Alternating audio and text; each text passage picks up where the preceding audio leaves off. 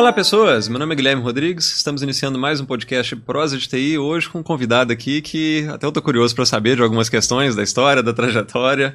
Ele atua com Offensive Security e é o fundador do BREC, que tem as badges mais legais aí dos eventos de segurança, até trouxe aqui, a do último ano. Muito obrigado por ter vindo, Crash, Everson Guimarães. Obrigadão, cara. Obrigado pelo convite demais. Aí. Muito massa de ter aqui. Projeto, curti. Pô, valeu. Eu te conheci, não sei se você vai lembrar disso, em 2015, cara, você foi palestrar no auditório da UNA Aimorés, Marcos Flávio te levou, e aí naquela época, em 2015, eu tinha acabado de assumir a coordenação da pós de segurança, e tava caçando professor freneticamente. E aí vi sua palestra e falei, pô, Marcos Flávio, vamos ali, né, conversar com o cara. Ele me apresentou você, a gente conversou, você não, dá aula não é comigo não, e tal. Eu, putz, velho.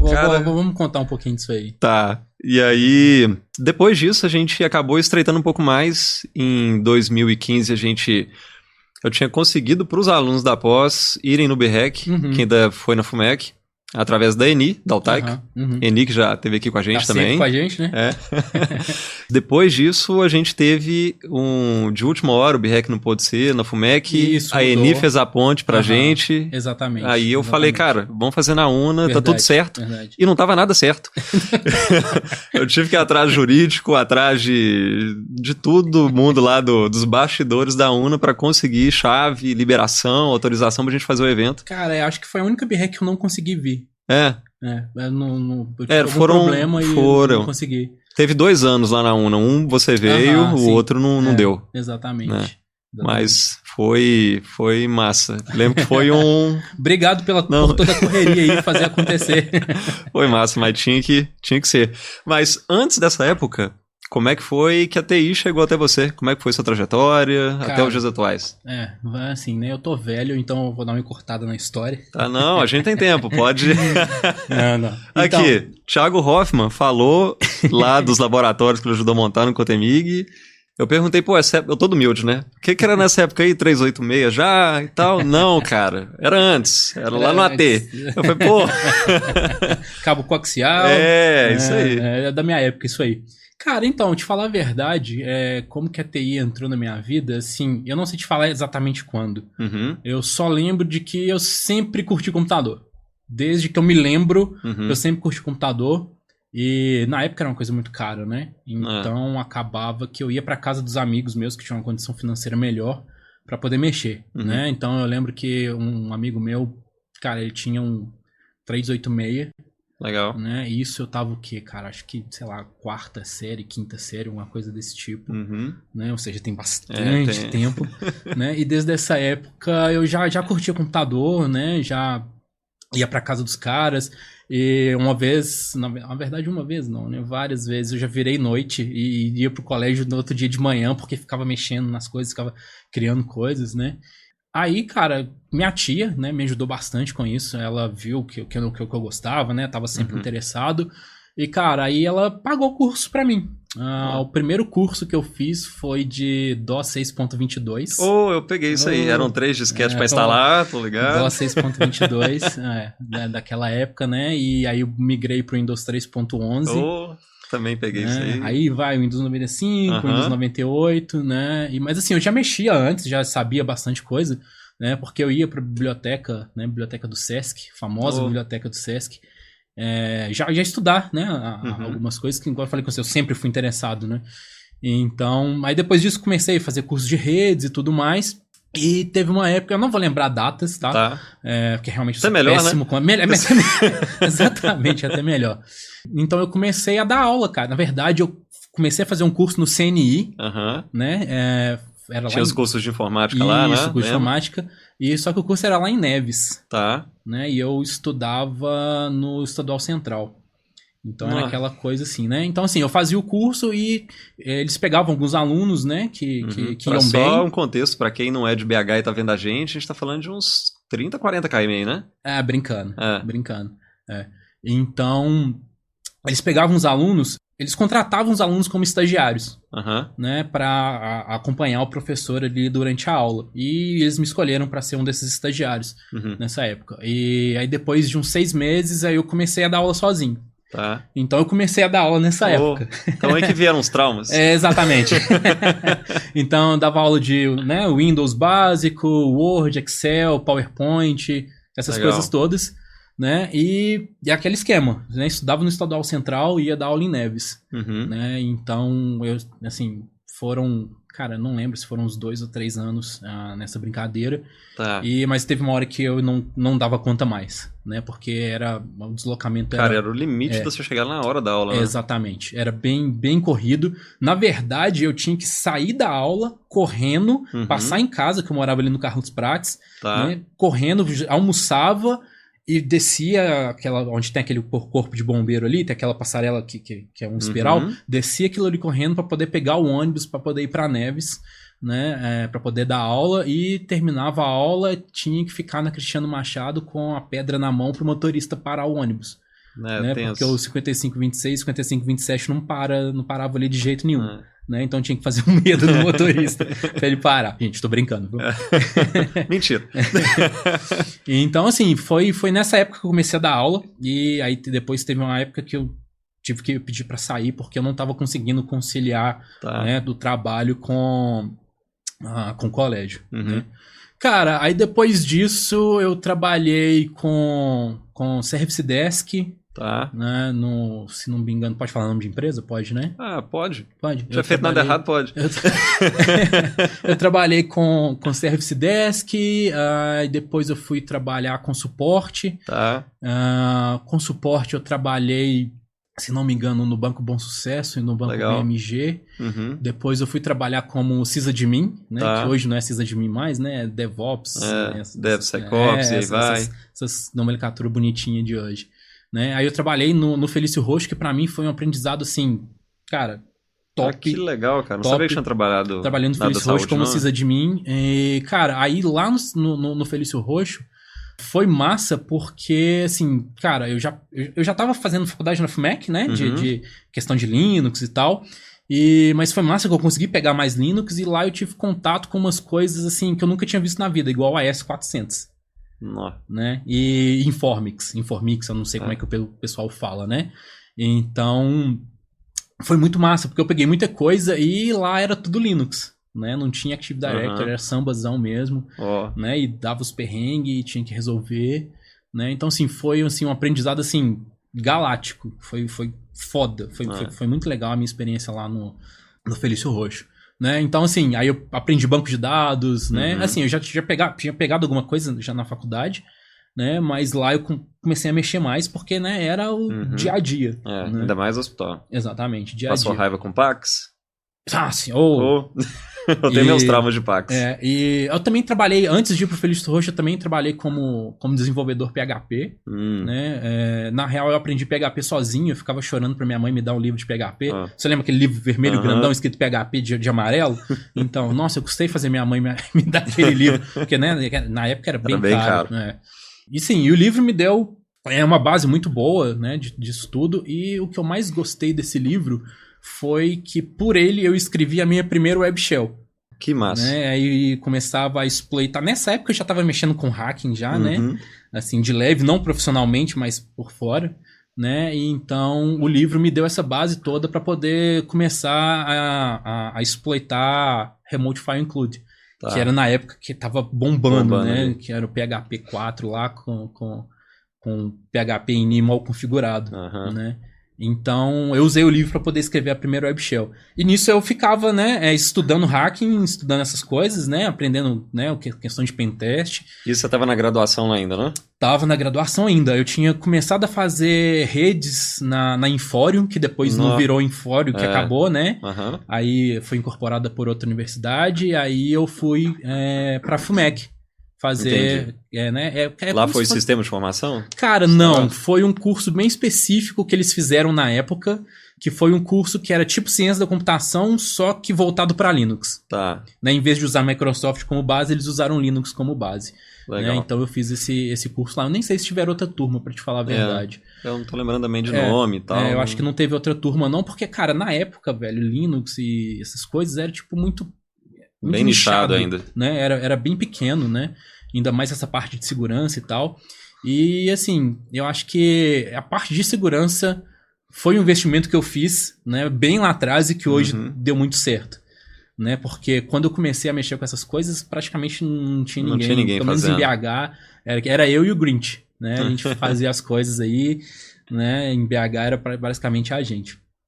E aí depois que eu saí do Felício Roxo, eu fui pra Iblis. Não, mentira. Eu fui pro Banco BMG. Aí eu fui trabalhar com segurança mesmo, né? Eu saí do Felício Roxo da área de infra, né? E fui trabalhar com pentest especificamente.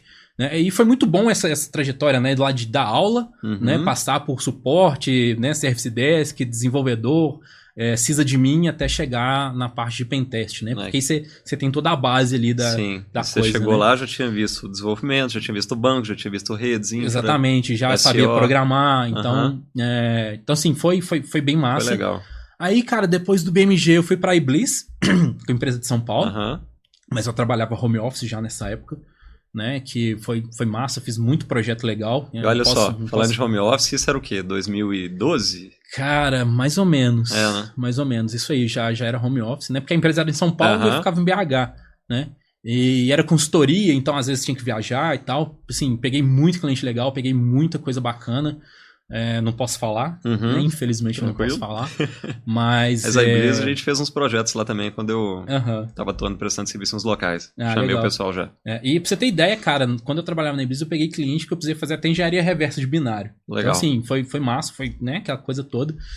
E depois da Iblis, aí o pessoal me chamou pelo LinkedIn, né, pra trabalhar na Polônia, na EPAM, uma empresa de desenvolvimento que é bem grande na Europa. Acho que, inclusive, eles têm até uma sede não, né? Tem um escritóriozinho em São Paulo. E, cara, aí foi, né? Consultoria também para vários clientes. Depois da EPAM, eu fui para a ABB, que muita gente não conhece, mas ela fabrica praticamente todo componente eletrônico que você conhece. Né? Então, teve televisão, essas coisas todas. Inclusive, ela fabrica componente para a NASA, para a Tesla. Né? E foi uma experiência legal também, que eu consegui testar umas coisas bem legais, né? E isso, continuei na Polônia e agora tem 2 anos, um pouquinho mais de 2 anos, eu tô no e-commerce em Berlim. Esse e-commerce é de roupa, né? De marca famosa, essas coisas todas, é o maior e-commerce posso dizer, da Europa hoje. Né? E agora eu tô focado especificamente em Red Team. Né? Quando eu tava na Polônia, para EPAM e para ABB, eu trabalhava mais como pentester, né? Fazendo pentest de esteira, esse tipo de coisa. E agora na Zalando, né? Eu tô especificamente trabalhando com Red Team. Legal. No meio desse fluxo aí, eu lembro de uma experiência no Japão. Sim, cara, sim. No Japão eu fui lá pra falar na Code Blue. Foi uma conferência que aconteceu lá. E foi uma pesquisa que nasceu dentro do Área 31. O Hackerspace, que a gente encontrou um backdoor nos roteadores da GVT. Foi com essa palestra que eu te conheci lá em 2015.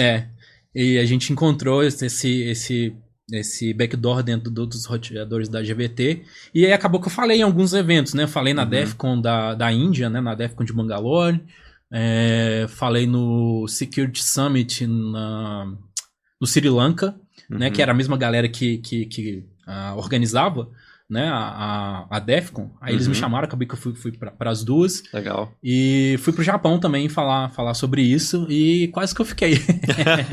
Pois eu lembro que você ficou um tempinho lá. Eu comecei umas negociações lá. Cara, o Japão é maravilhoso, gosto muito, já curtia muito a cultura japonesa, né? Aí tive essa oportunidade de ficar lá um tempo, mas acabou que as negociações não deram certo, né? Porque o time lá não falava inglês, então... Né, acabou que não deu certo. Mas, enfim, tenho boas lembranças do Japão. Massa. E como que foi esse desafio de trabalhar fora? Você foi pra Polônia primeiro? Língua predominante lá não era inglês, né? Não. Cara, então... assim, quando eu fui, isso tem o quê? Quase 10 anos já. Cara, quando eu cheguei na Polônia, foi bem complicado, porque, tipo, não tinha quase brasileiro nenhum. Porque eu mudei pra Cracóvia, né? Não é uma cidade muito grande. E, cara, assim, a adaptação não foi fácil, mas também não foi difícil, tá? É questão de você tentar conversar mesmo, né? E naquela época também o meu inglês não era tão bom, né? Porque eu só tinha o inglês que eu falava aqui no Brasil, né? E algum inglês que eu falava, assim, de algumas outras conferências e tal, que eu já tinha ido na Índia. Mas você morar no lugar e ter que falar inglês o tempo todo é um pouco complicado, né? Mas, assim... Cara, e com nem todo mundo lá falando inglês também, né? Porque às vezes você ia no mercado, não devia ter um cara falando inglês. Não, assim, se fosse nos mercadinhos mais, né, os menorzinhos era meio complicado. Mas assim, cara, já tinha internet, Google Translator, você se vira, né? O problema mais é quando você tinha que ir no governo, né, que era o pessoal mais antigo. Então aí a coisa ficava um pouquinho mais complicada. Mas, cara, é questão de meter as caras mesmo e se vira, né? Porque, cara, acho que assim... É uma oportunidade que eu não podia perder, né? Eu já tinha perdido uma oportunidade antes de ir pra Finlândia, por motivos pessoais, né? Falei, não, isso não vai acontecer de novo, né? Então, a hora que apareceu a oportunidade, eu falei, cara, juntei minhas coisas, tô indo e vamos ver o que dá, né? Você tá com medo? Tô, mas vou comendo mesmo, né? Não tem jeito. Ele não pode paralisar, ele tem que te mover. Mas, cara, foi de boa. Depois, assim, sei lá, dos primeiros 6 meses até se acostumar com tudo, porque é tudo diferente, né, cara? Não tem catraca no ônibus, né? Você não tem só ônibus, tem tram, tem, né? A cultura é bem diferente, como as coisas funcionam é bem diferente, mas, assim, com 6 meses foi de boa. Uma coisa que eu lembro que foi engraçado é que eu cheguei, né, e tipo, eu fui, cara, tava primavera lá, né? Tá. Então eu cheguei, coloquei minhas coisas e tal, tudo em casa. E assim, eu não tava esperando que a temperatura mudasse tanto, né? Porque o verão lá ainda bate uns 20. Pois é. Na verdade eu cheguei e já tava, cara, assim... Quase no verão, né? Não, na verdade tava terminando. Não era primavera, era... então tava indo do verão pro outono. E o outono você sabe que não é uma coisa bem quentinha, né? E aí teve um dia que eu olhei na janela, assim, legal, pô, o sol tá rachando lá fora, botei minha camiseta, botei a bermudinha e vou lá na rua, né? Cara, a hora que eu abri a porta, minha barba congelou, saca? Porque tava muito frio, entendeu? E tipo, foi de um dia pro outro. Então foi assim, agora eu acho que o bicho vai pegar. Mas, cara, aí é questão de costume mesmo e aprender, né? Não, eu preciso comprar roupa de frio e tal, tudo mais. Né? Porque você chega numa temperatura e de um dia pro outro ela baixa muito. Mas cara, adaptação. Adaptação, não tem jeito, né? E tecnicamente falando, como é que foi? Sentiu muita diferença? Pessoal muito mais especializado ou não? Cara, como é que foi isso? Não. Infelizmente não. Porque eu tava achando, né? Vou sair, vou trocar ideia com a galera foda e tal, galera da Europa, né? Cara, o que eu percebi lá é que, tipo assim, que na Europa, a galera é muito cada um no seu quadrado, literalmente, né? Saiu do manual ali, o cara já não sabe fazer, ele já passa para outra pessoa. Brasileiro, né, em si, a gente tem essa... De tentar resolver. De tentar resolver, né? De dar os pulos, como a gente fala aqui, né? E lá a galera não. Lá a galera não sei mais, tá aqui, passa para alguém que saiba e a pessoa não tenta resolver, né? Então eu acho que acho que é por isso que o brasileiro se dá muito bem lá fora, principalmente em TI, né? Porque a gente dá os pulos, a gente se vira, né? Se você não sabe, você vai perguntar a alguém, tudo mais, e busca a solução, exatamente, né? E o pessoal lá também é aquela coisa assim, né? O trampo termina 5 da tarde, 5:01, a pessoa tá no ponto do ônibus. Né? A gente não, enquanto você não resolve, né? Você não levanta. Não levanta, né? Então tem... Assim, é uma cultura diferente, né? Mas esse lance do pessoal ser mais quadrado, acho que o brasileiro tem um plus aí por conta disso. Tem um diferencial, né? Exatamente. Nesse né? aspecto. Faz as gambiarra, mas resolve o problema, né? O povo lá não, eles não tem muito essa cultura, não. Legal. E sobre o BHACK, como foi o início? Qual foi o principal fator motivador para você começar isso lá há 13 anos lá? Então, cara, o que acontece? Já tinha H2HC, tá. Né? Já tinha alguns outros eventos de segurança. Acho que tinha no Rio também, o pessoal da Claves fazia um evento já de segurança. A Claves já era forte lá. Já. E, então eu pensei, pô, cara, eu preciso ir para São Paulo e para Rio toda vez que eu quero assistir uma palestra massa, né? Falei, cara, vamos, o que você...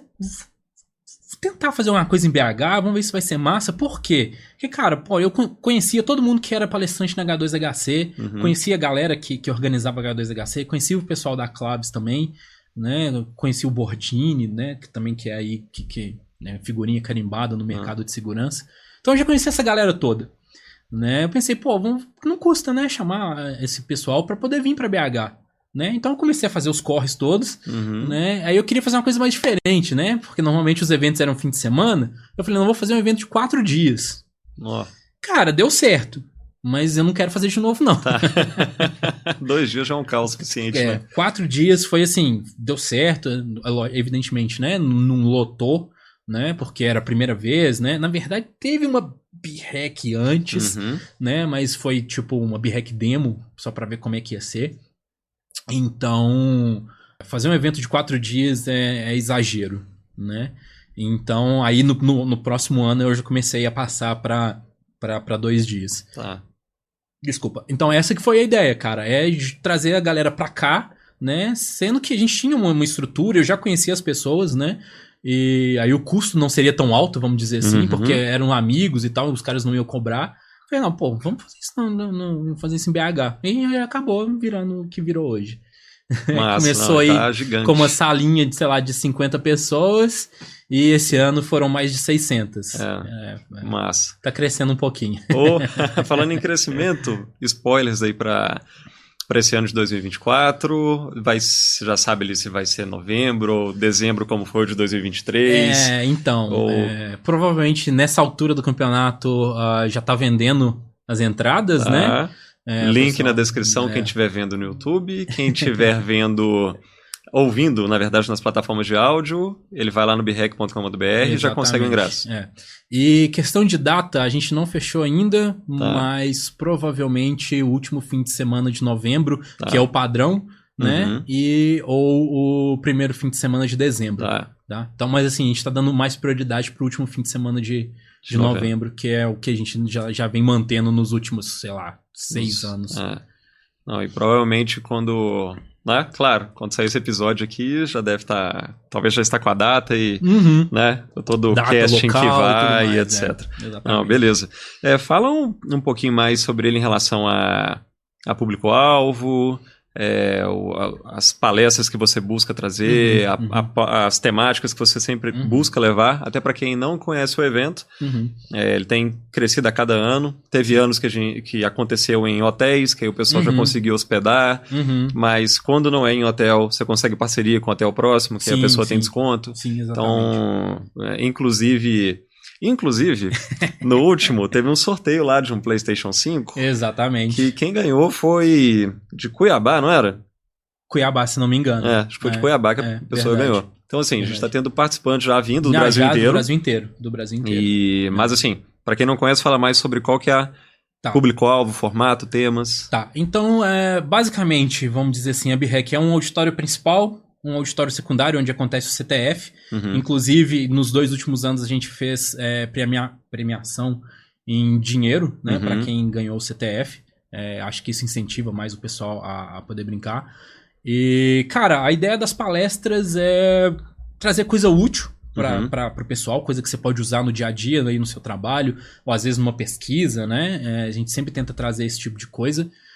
Até para intercalar mesmo, né, os assuntos também. Isso, exatamente. A gente, né, tenta fazer uma coisa mais, vamos dizer assim, mais misturada, né? Mesclando com vários pontos. Assuntos dentro da área de segurança ofensiva. Não quer dizer que defensiva não tenha, né? Mas o foco da BREC é segurança ofensiva, né? E a gente faz isso. E a BREC não tem call for paper, né? A gente tem vamos dizer assim, o conselho da BREC, né? A gente vai olhando, né? Vendo o que o pessoal tá fazendo durante o ano, né? E a gente vai convidando essas pessoas para poder palestrar de acordo com que elas vão contribuindo com a comunidade, né? Igual, por exemplo, o Fernando Mercedes, ele já veio carimbada. Ele já vem mais BREC do que eu. Porque a BREC que eu não vim, ele veio. Né? Então, o Mercedes é uma pessoa que contribui bastante, né? Com a comunidade. Então, a gente, né, dá prioridade para para esse tipo, né, de pesquisa, para esse tipo de contribuição mesmo para a comunidade, para poder convidar os palestrantes, né? E, cara, o público-alvo que a gente tem hoje na BREC, assim, cara, é praticamente todo mundo, né? Evidentemente que a gente não quer aquela galera que tá procurando aquele tipo de hacking, quero hackear o Facebook do meu parceiro, né? Esse tipo de gente não é o que a gente procura pro evento, né? A gente tá procurando a galera que quer trabalhar com hacking profissional, que quer trabalhar com segurança ofensiva, né? Que é uma coisa mais profissional, vamos dizer assim, que não é a ideia, né? Pegar esse tipo de hacking, né? Vamos dizer assim, de brincadeira, né? Hackear Facebook, hackear Instagram não é a nossa ideia. Então, e assim, cara, a gente consegue atrair todo tipo de gente, né? Desde estudante até CISO, né? Tem uma galera que... Até a galera do direito, que o Capanema vai lá muitas vezes. Fala também. Então, assim, o leque de pessoas que vão é bastante diversificado. E, cara, na última BREC eu contei que foram mais ou menos aí umas 118, 120 empresas diferentes. Legal. Né? Então, assim, tem bastante empresa, né, participando também. As pessoas estão vindo de empresas, inclusive, né, de Cuiabá, de fora, né, e inclusive de empresas bem grandes. Sim. Né? Então, essa aí que o público é bem, assim, né, é diversificado, vamos dizer. Legal demais.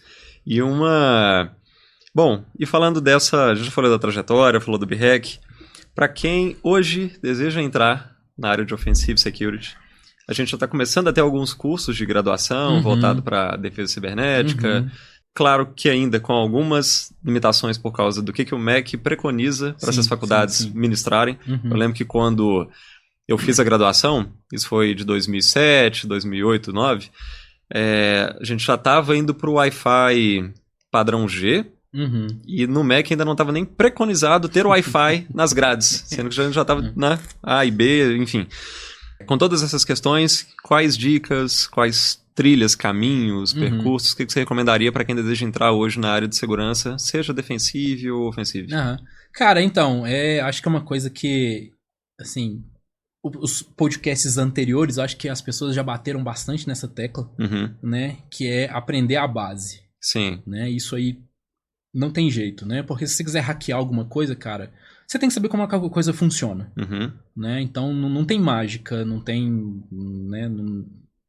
Não tem varinha, não tem código mágico que vai fazer isso pra você, né? É você saber a base mesmo, né? Igual eu falei, cara, eu comecei lá dando aula, passei pra Service Desk, passei pro suporte, passei pra sysadmin, passei pro desenvolvimento. Então, assim, isso tudo me ajudou muito a entender o que as tecnologias têm hoje e como eu posso hackear essas coisas, né? Eu vejo muito que o pessoal tá caindo, né, na área direto. O que você tá fazendo? Tô fazendo curso de cibersegurança e tal. Falei, cara, mas beleza, no seu curso você viu aí rede, você viu sistema operacional, né, mexeu com protocolo, né, programação, lógica, né? Não, tô aprendendo já a rodar Nmap, não sei o quê. Cara, né? Sim, igual aqueles cursos de seja hacker em 24 horas que tem por aí, né? Cara, eles vão te ensinar a executar comando, né? Então, executar comando, cara, você falar com a minha avó, dá pra ela um script e falar, ela vai funcionar, né? O problema é quando não funciona, né? Pra você entender aquilo ali, pra você consertar às vezes, inclusive lá no canal da BREC, fazendo um merchan rapidinho aqui, a gente tem uma playlist que a gente valida os exploits, né, que estão lá no ExploitDB, a gente explica por que o exploit não está funcionando, né, arruma o exploit, mas como é que você faz isso se você não entende como é que funciona, né? Então você tem que saber ali, igual o pessoal fala, cara, para ser pentester eu preciso aprender a programar? Cara, assim, velho... ideal, né? Entendeu? Porque em algum momento você vai se deparar com uma vulnerabilidade que não tem um exploit, né? Ou então você vai, né, por exemplo, se deparar com uma situação onde você precisa, sei lá, fazer um dump de informações, que você precisa fazer, sei lá, um loop mínimo ali para poder, né, fazer um dump daquelas informações. E se você não sabe lógica, se você não sabe programar, né, vai ficar complicado, né? Você vai conseguir fazer? Vai pedir para alguém?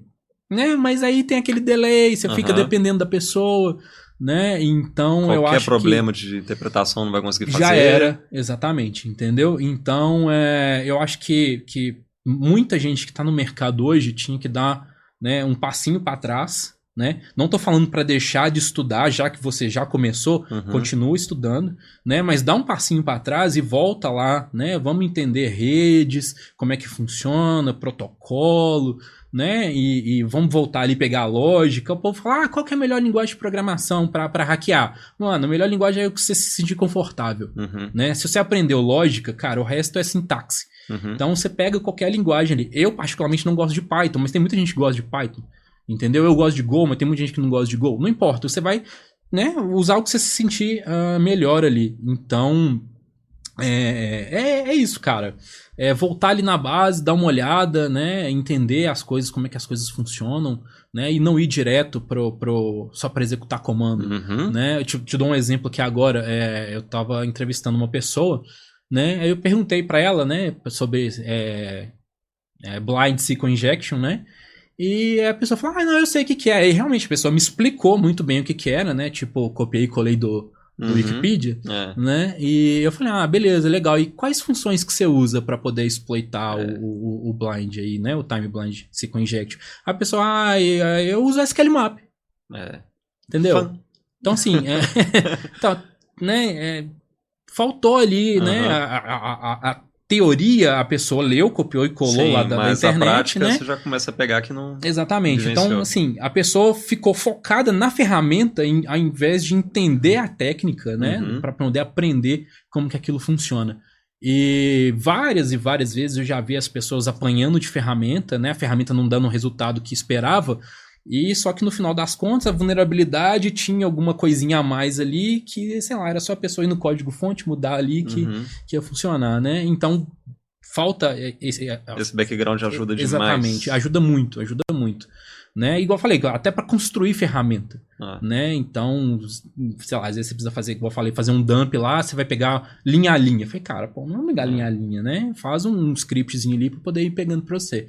Então, se a pessoa não tem uma base de programação, cara, dificulta demais. Dificulta bastante, né? Dá para ser pentester sem programar? Cara, dá, né? Mas se você programar, você vai ter um diferencial muito maior, né? Você vai conseguir entregar, os seus entregáveis, vamos dizer assim, vão ser muito maiores, né? E outra coisa que eu acho que falta também muito nesse pessoal que está entrando no mercado hoje, que eu vejo o pessoal focando só na escovação de bit ali, hackear isso, hackear aquilo, e o pessoal esquece da parte do relatório, né? Que é a parte soft ali da coisa. Porque, cara, se você é um pentester, você vai ter que explicar aquela vulnerabilidade para quem que não sabe. Vai ter que documentar, né? E explicar. Exatamente, entendeu? Então, assim, eu acho que falta um pouco, né? O pessoal tá muito focado em hackear as coisas e tá esquecendo um pouco de como explicar aquilo para quem não é da área. Né? Porque você pega lá um CEO da vida, ou, sei lá, até mesmo um gerente, né? De TI que às vezes não é familiarizado com a área de segurança, né? Então, para você explicar aquilo para a pessoa, você precisa de um soft skill ali, né? Para fazer a pessoa entender aquilo que você está passando, né? Porque não adianta você chegar lá, tacar um monte de dump, né? Tacar um monte de saída de exploit lá pro cara, mostrar um ID 0 lá, sendo que o cara não sabe o que é um ID, né? Então a gente sabe que isso acontece muito. Então, acho que é interessante o pessoal focar um pouquinho também no soft skill ali. Fazer... fundamental. É chato. Quem mexe com hacking não gosta. É chato com força. Né? Para evitar o palavrão. Né? Mas é uma coisa também que vai te diferenciar no mercado. Né, você ter esse soft skill de explicar, fazer um relatório que é agradável aos olhos, né, de quem contratou o seu serviço ali, né, no caso se estiver fazendo um pentest freelance ou até mesmo interno na empresa, né, acho que isso aí também falta um pouquinho hoje na galera de hoje. Legal. Antes da gente fechar, e antes de ir para a última pergunta, essa área acaba despertando muita curiosidade de quem ou quer entrar ou de quem não é da área e etc.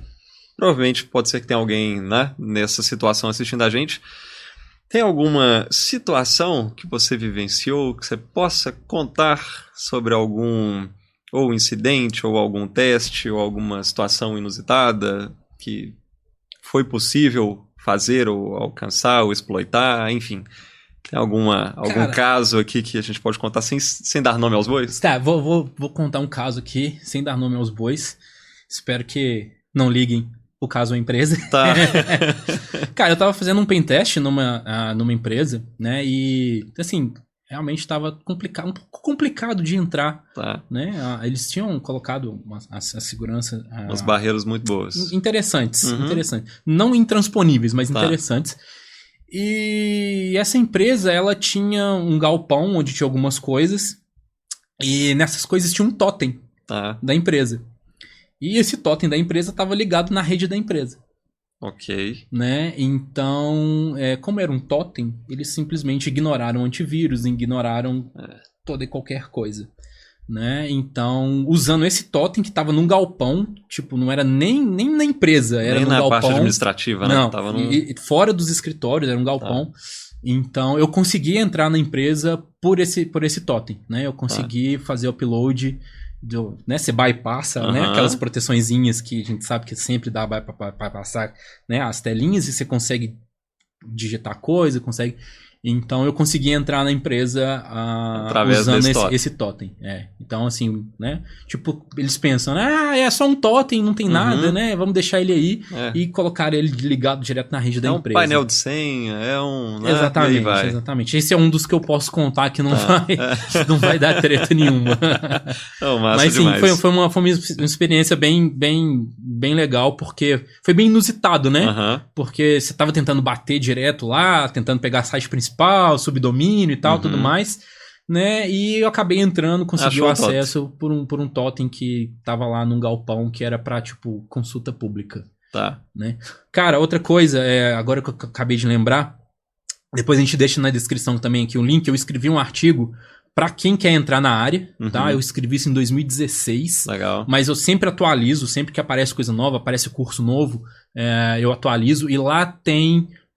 mais ou menos o caminho que eu segui, tá? Não tô falando que todo mundo tem que seguir o mesmo caminho, mas foi o que funcionou pra mim. Ali, né? Foi o que funcionou pra mim. Então tem bastante dica de livro, de onde começar, de como montar lab, né? Se você quiser montar o lab em casa, tem os labs na internet, né? Que a gente sabe aí, o Hack the Box e alguns outros. Inclusive também coloquei um gráfico das certificações na área de segurança. Não foi eu que criei o gráfico, tem lá a fonte bonitinho, né? Então você pode escolher qual caminho seguir, né? Então tem bastante certificação, qual o nível de dificuldade, qual o tópico de cada certificação. Tem cursos gratuitos, link de cursos gratuitos, tem muita coisa, Tipo assim, cara, é material pra você sentar e estudar brincando aí em uns 6 meses. Legal. Para quem estiver vendo no YouTube, vou deixar na descrição. Quem não estiver vendo no YouTube, estiver ouvindo em algum local, acho que é mais fácil ir no YouTube lá, né? E acha esse link. Mais fácil. Que aí chega também lá. Bom, obrigado demais pela... Faltou a última pergunta. Vai ter a última pergunta. Vai ter? Vai ter beleza. Agora. Muito obrigado demais por ter vindo. Que isso, eu que agradeço. É uma honra você estar aqui. E... a última pergunta se você pudesse voltar lá no Everson, lá no Crash, começando, o que você falaria com ele? Cara, compra Bitcoin. Compra Bitcoin e depois vende tudo. Beleza. Não, cara, é sério. Mas, cara, assim... Cara, eu conheço gente que comprou uma boa quantidade, mas que... perdeu. O HD perdeu e tal. É foda.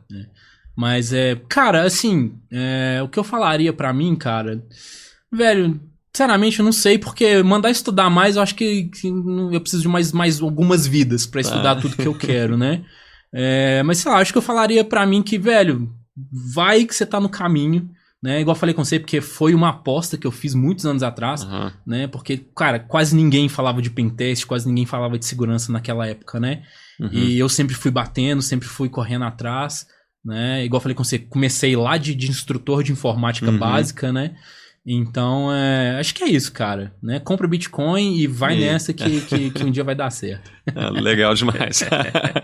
Olha, gente, quem ainda não foi, conheça o BREC. É um evento excepcional, acompanhe desde 2015. Acompanhe mais de perto.